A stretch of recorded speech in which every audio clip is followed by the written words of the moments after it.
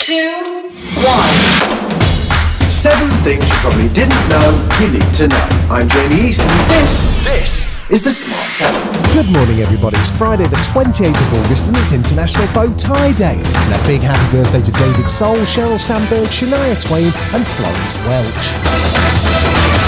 7. The government has agreed to implement a payment for people on low income whilst they're asked to quarantine.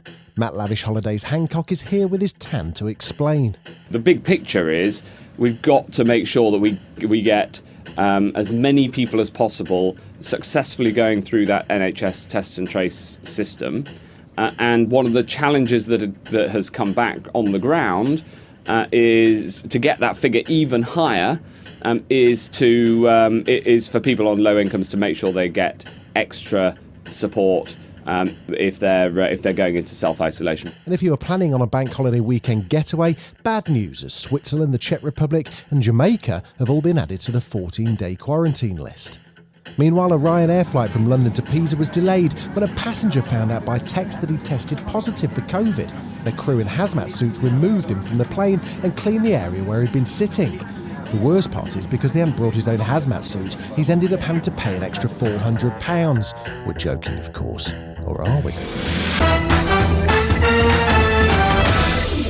6. It's the first anniversary of the tragic death of teenager Harry Dunn in a hit-and-run incident, and his mother continues to campaign for justice, as there's hope that Anna Sakoulis may be put on some kind of virtual trial via video link. Harry's mother, Charlotte, spoke on BBC Breakfast. You know, it's time. It was time a year ago almost, but it's absolutely time now. We don't want to go into year 2 of fighting. We want to go into year 2 to try to start to rebuild our lives and try to start possibly celebrating who Harry was. But it doesn't feel like we're living. We're just existing at the moment. And that's why we need the justice, because without it, we'll always feel like we are just existing. 5. It was the final night of the Republican convention and Donald Trump chose to speak from in front of the White House, introduced in a pretty cringy fashion by lead daughter Ivanka. Whether you agree with him or not, you always know where he stands. I recognize that my dad's communication style is not to everyone's taste, and I know that his tweets can feel a bit unfiltered, but the results speak for themselves. Donald then spoke for over 70 minutes, mostly in weird monotone, whilst promising to take action on November the 3rd, as if he wasn't already in charge right now.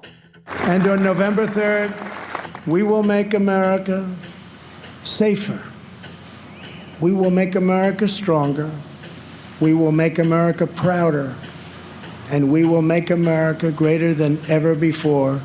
I am very, very proud to be the nominee of the Republican Party. I love you all. God bless you, and God bless America. Thank you very much. 4. There was huge relief in Christchurch as the man who shot and killed 51 Muslims at 2 mosques in New Zealand was sentenced to life without parole. Prime Minister Jacinda Ardern shared her thoughts on the trial. This has been a crime in New Zealand, the likes of which has never occurred before. And now we've seen a sentence the likes of which we've never seen before as well. But yes, it gave me relief to know that that person will never see the light of day. And the other job that we have is making sure that he has no notoriety, that he has no platform, and that we have no cause to think about him, to see him or to hear from him again. 3. Man United captain Harry Maguire has been in the news all week after a bizarre incident in Greece. He was convicted on charges including assault and bribery and got a 21-month suspended sentence. He maintains his innocence, he's now appealing, and he's going to have a fresh trial. He spoke exclusively to BBC's Dan Rowan. I don't feel like I owe an apology to anybody. An apology is something when you've done something wrong.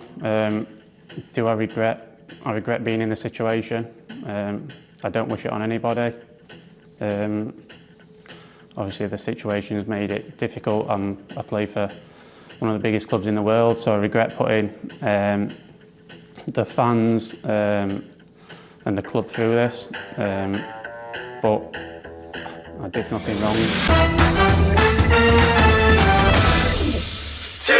ITV have announced that I'm a Celebrity, Get Me Out of Here will return this year, but it won't be in the Australian jungle. Instead, it's going to be in a North Wales castle. BBC Radio Wales is pretty excited about it, and they spoke to the locals. Yeah, everyone's really excited. Over the show, I think, had about 10 million people that tune in every day. So a little place like Conway, the population of the whole county is about 115,000. So it's fantastic for the area having this here and raise the profile of North Wales next summer. I'm sure lots of businesses will be very, very grateful. I mean, it's got everything, and it's known as the gateway to Snowdonia National Park. So we've got the mountains, we've got the coast, we've got the forests, we've got the history. So we've got everything in North Wales. It really is a beautiful part of the world. The only question now is, what kind of critters are they going to find in North Wales? Oh, what's occurring? A new documentary called Rising Phoenix launches on Netflix today, and it charts the history and impact of the Paralympic Games. It features Prince Harry and tells the extraordinary story of these remarkable athletes. There isn't anything else in the world that can bring you back from the darkest places than sport. Around this stadium. Take your mark. This is a film that spoke to us in so many ways. It made us feel angry. It made us feel upset. The subject I'm talking about. It made us empathise, and it thrilled us. And we want the audience to feel those emotions and engage with one of the most extraordinary civil rights movements, very rarely talked about, the Paralympic movement. This has been the Smart 7. Be smart, wear a mask. We've got an Alexa skill now, so enable us and then just say, Alexa, play the Smart 7. We're back tomorrow at 7 a.m. Like and subscribe wherever you get your podcasts.